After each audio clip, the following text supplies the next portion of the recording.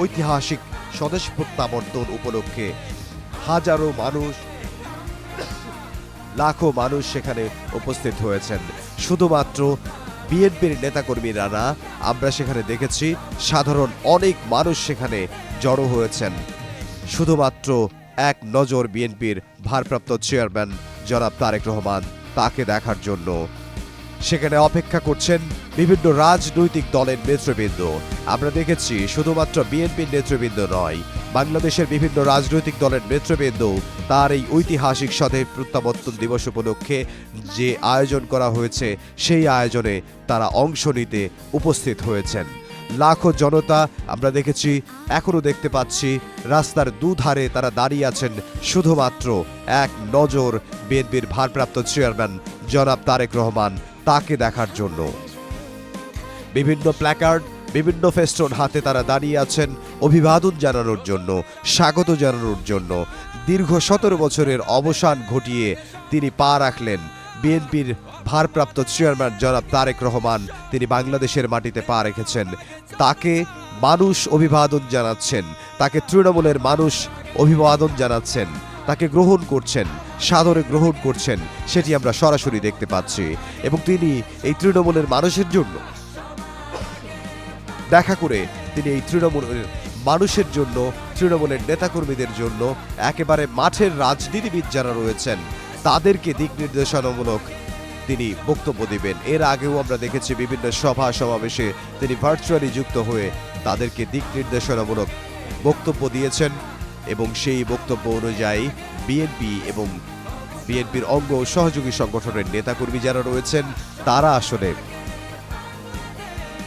কাজ করেছেন এবং সেটি ছিল ভার্চুয়ালি। কিন্তু এবার বিএনপির ভারপ্রাপ্ত চেয়ারম্যান জনাব তারেক রহমান তিনি সশরীরে বাংলাদেশে প্রত্যাবর্তন করলেন। তার এই স্বদেশ প্রত্যাবর্তন, তার এই ঐতিহাসিক স্বদেশ প্রত্যাবর্তন দিবসে তারা মুখিয়ে আছেন তাদের প্রিয় নেতা বিএনপির ভারপ্রাপ্ত চেয়ারম্যান জনাব তারেক রহমান।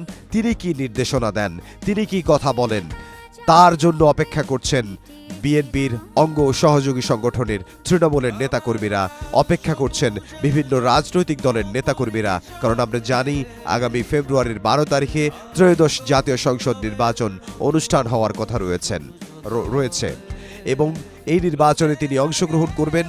নির্বাচনে বিএনপি অংশগ্রহণ করবে, একটা গণতান্ত্রিক পথে বাংলাদেশ যাবে, একটা গণতান্ত্রিক পথে বাংলাদেশের রাজনীতি যাবে এবং বাংলাদেশের রাজনীতি একটি গণতন্ত্রমুখী গণতান্ত্রিক ধারায় ফিরে যাবে। সেটির অপেক্ষায় রয়েছে সারা বাংলাদেশের মানুষ।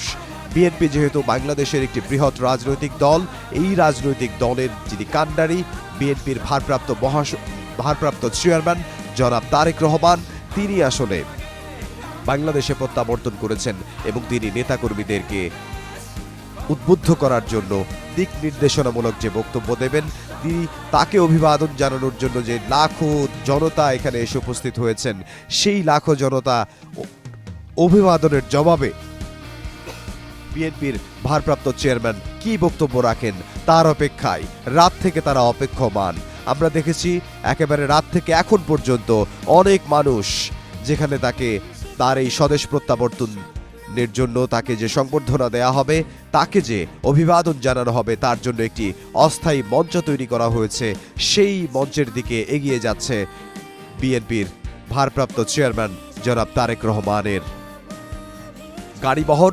সেই গাড়িবহরে আমরা যেটি জানি বিএনপির যে স্থায়ী কমিটির সদস্য যারা রয়েছেন, যারা তাকে বিমানবন্দরে স্বাগত জানিয়েছেন, তারাও অবস্থান করছেন। এবং এত নেতাকর্মীদেরকে আসলে সামাল দেওয়াও আইন শৃঙ্খলা রক্ষা বাহিনীর জন্য একটা চ্যালেঞ্জ হিসেবে দেখা দিয়েছে। এবং আমরা এখন যেটি দেখতে পাচ্ছি সেটি হচ্ছে যে অনেক মানুষ,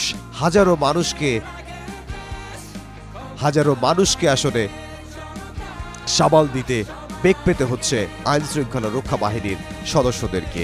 ডিএমপি থেকে যেটি জানানো হয়েছে 10,000-এর বেশি আইন শৃঙ্খলা রক্ষা বাহিনীর সদস্য তারা এই নিশ্চিদ্র নিরাপত্তা ব্যবস্থায় কাজ করছেন এবং নিশ্চিদ্র নিরাপত্তা ব্যবস্থায় এখন পর্যন্ত কোনো রকমের অনাকাঙ্ক্ষিত কোনো ঘটনা ঘটেনি।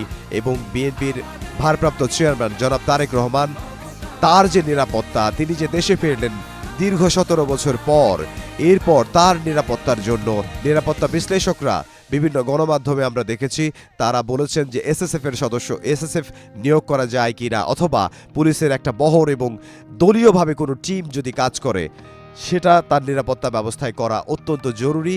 কারণ আমরা দেখেছি বাংলাদেশের উত্তপ্ত রাজনীতিতে এখন যে কোনো ধরনের অনাকাঙ্ক্ষিত ঘটনা ঘটতে পারে, যাতে যে কোনো ধরনের অনাকাঙ্ক্ষিত ঘটনা না ঘটে, মানুষ যাতে রাজনীতি করতে পারে শান্তিতে এবং বাংলাদেশ যাতে গণতান্ত্রিক ধারায় ফিরে যায়, সেটার জন্য সেই ধারাটা অব্যাহত রাখার জন্য বাংলাদেশে একটা নির্বাচন প্রয়োজন। আর সেই নির্বাচন অনুষ্ঠিত হবে আগামী বছরের 12ই ফেব্রুয়ারি।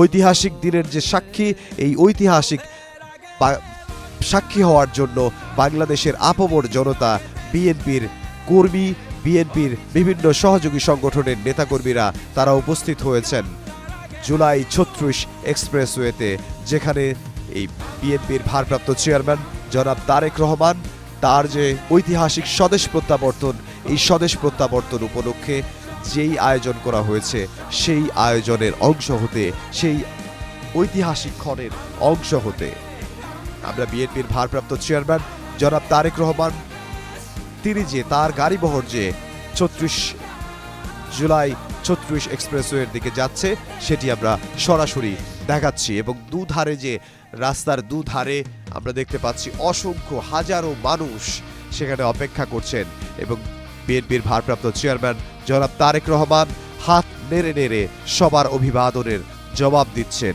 এক নজর বিএনপির ভারপ্রাপ্ত চেয়ারম্যান তারেক রহমানকে এক নজর দেখার জন্য লাখ লাখ জনতা, লাখ লাখ নেতাকর্মী রাস্তার দুধারে অবস্থান করছেন এবং তারা অপেক্ষা করছেন তাকে যে সংবর্ধনা দেয়া হবে, তাকে যে তার এই যে স্বদেশ প্রত্যাবর্তন উপলক্ষে যে আয়োজন, এই আয়োজনে তারা অংশ হতে রাত থেকে অবস্থান করছেন। বাংলাদেশকে একটি গণতান্ত্রিক ধারায় ফেরানোর জন্য বিএনপি যেহেতু বাংলাদেশের একটি বৃহৎ রাজনৈতিক দল, এই রাজনৈতিক দলের কর্মী সমর্থকরা বাংলাদেশের রাজনীতিকে একটি গণতান্ত্রিক ধারায় ফিরিয়ে নেওয়ার জন্য তারা কাজ করছেন এবং বিএনপির ভারপ্রাপ্ত চেয়ারম্যান জনাব তারেক রহমান তিনি কাজ করবেন বলে তারা বিশ্বাস করেন। এবং আজকের এই তার ঐতিহাসিক স্বদেশ প্রত্যাবর্তন দিবসে জনগণ, তার যে নেতাকর্মী রয়েছে তারা এসে জড়ো হয়েছেন, রাস্তার দুধারে তারা দাঁড়িয়েছেন, বাংলাদেশের পতাকা হাতে তারা দাঁড়িয়েছেন, বিএনপির দলীয় পতাকা হাতে তারা দাঁড়িয়েছেন, বিভিন্ন স্লোগানে মুখরিত করে রেখেছেন তারা রাজপথ, বিভিন্ন স্লোগানে মুখরিত করে রেখেছেন জুলাই 36 এক্সপ্রেসওয়ে।